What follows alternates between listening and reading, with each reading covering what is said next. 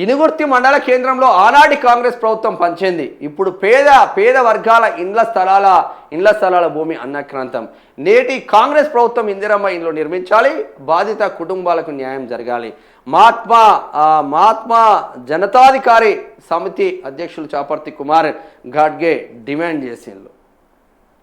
1992లో ఉమ్మడి ఆంధ్రప్రదేశ్ 1990 ఇది మొత్తం చూద్దాం. ఇది వార్త కొందరు రాజకీయ నాయకులు దీనిపైన పగబట్టిల్లంట. కొందరు రాజకీయ నాయకులు ఇదేందో కథ చూద్దాం.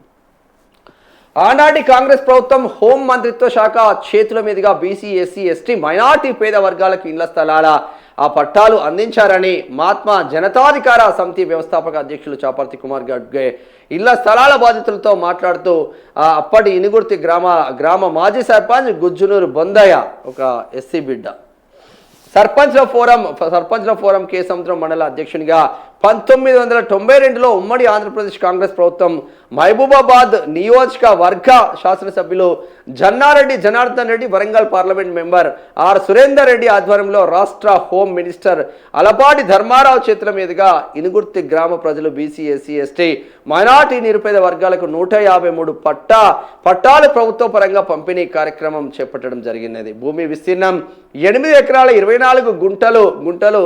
రైతు పేరు గంజి కిష్టయ్య, రామయ్య, దర్గా దమ్మయ్య గార్ల పేర్ల మీదుగా వ్యవసాయ పట్టా భూమిని చింతకుంట చంద్రవజన్ హన్మకొండ వాస్తవ్యులు కొనుక్కొని కొంతకాలం వ్యవసాయం చేయడం జరిగింది. 8 ఎకరాల 24 గుంటల భూమిని అప్పటి గ్రామ సర్పంచ్ గుజ్జునూరు బొందయ్యకు 50 రూపాయల స్టాంపు పేపర్ మీద చింతకుంట చంద్రవదన్ దానం చేశారు. ఈ భూమిని పేద వర్గాలు, ఇండ్లు లేని గ్రామ నిరుపేదలు, బీసీ, ఎస్సీ, ఎస్టీ, మైనార్టీ వర్గాలకు పట్టాలు చేసి రాష్ట్ర ప్రభుత్వం అప్పటి హోంశాఖ అలపాటి ధర్మారావు చేతుల మీదుగా వరంగల్ పార్లమెంట్ సభ్యులు ఆర్ సురేందర్ రెడ్డి, మహబూబాబాద్ నియోజకవర్గ శాసనసభ్యులు జన్నారెడ్డి జనార్దన్ రెడ్డి, మన్మోహన్ రెడ్డి, జిల్లా కలెక్టర్ ప్రభుత్వ అధికారుల సమక్షంలో పేద ప్రజలకు 153 పట్టాలు ఇచ్చింది.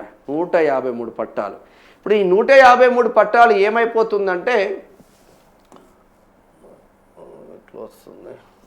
సరే, ఈ 153 పట్టాలకు సంబంధించింది ఏమైపోతుందంటే దీని పక్కన ఇక అసలు స్టోరీ ఉంటుంది. ఇప్పుడు దీని పక్కన ఏమున్నది, ఎందుకు ఎవడు కబ్జాలు పెడుతున్నారని చెప్తా. దీని పక్కన ఈ భూమిని ఆనుకొని నల్లగుట్ట బండ క్వారీ నడుస్తుంది. ఇది అసలైన ముచ్చట.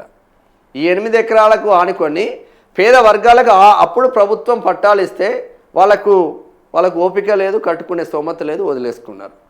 దీన్ని ఆక్రమించుకోవడానికి ఇక అందరు రాజకీయ నాయకులు మొత్తం దిగిళ్ళు. ఈ భూమిని ఆనుకొని నల్లగుట్ట బండ క్వారీ నడుస్తుంది. క్వారీ యాజమాన్యం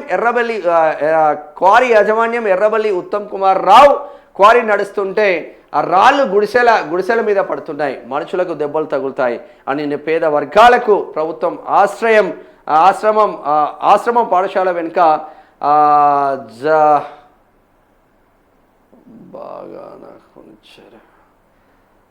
ఆశ్రమ పాఠశాల వెనుక కొంచెం ఇచ్చి మరి అని క్వారీ యాజమాన్యం చెప్పారు. ఇప్పటి వరకు ఇండ్లు కట్టియలేదు. ఈ వారంలో గ్రామంలో కొందరు రాజకీయ అండదండలతో పట్టాలు ఇచ్చిన 8 ఎకరాల భూమిలో పెరిగిపోయిన ముండ్ల చెక్కను జేసీబీతో తొలగించారు. గతంలో ఇండ్లు నిర్మించుకున్న ఇప్పుడు ఏం చేస్తున్నారంటే 8 ఎకరాలలో పక్కన క్వారీ ఉంది కాబట్టి ఆ క్వారీలో వచ్చే నల్లబండ మొత్తం ఈ భూమిలో పెట్టుకోవడానికి ఆ భూమి మొత్తం సాఫ్ చేస్తుందంట. మరి ఎవరిని అడిగి సాఫ్ చేస్తున్నది? అది నిరుపేద బిడ్డలది కదా, ఎస్సీ, ఎస్టీ, బీసీ, మైనార్టీ బిడ్డలది కదా. ఆ బిడ్డల భూమి ఆ బిడ్డలకే చెందాలి కదా. 153 పట్టాలు ప్రభుత్వం ఇచ్చింది కంటే అప్పుడు ఇస్తే మీరు ఎందుకు కట్టుకోలే? అప్పుడు మీరు ఇచ్చింది మీరు కట్టుకుంటే మేము మీ జోలికి రాకపోదుగా.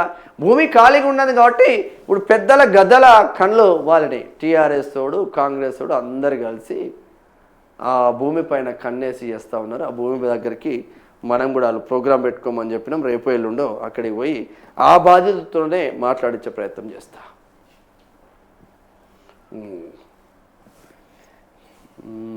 ఘోరం ఇది. ఇక ఎక్సైజ్ కను సైగల్లోనే కల్తీ మద్యం సరఫరా, బెల్ట్ షాప్లకు బల్క్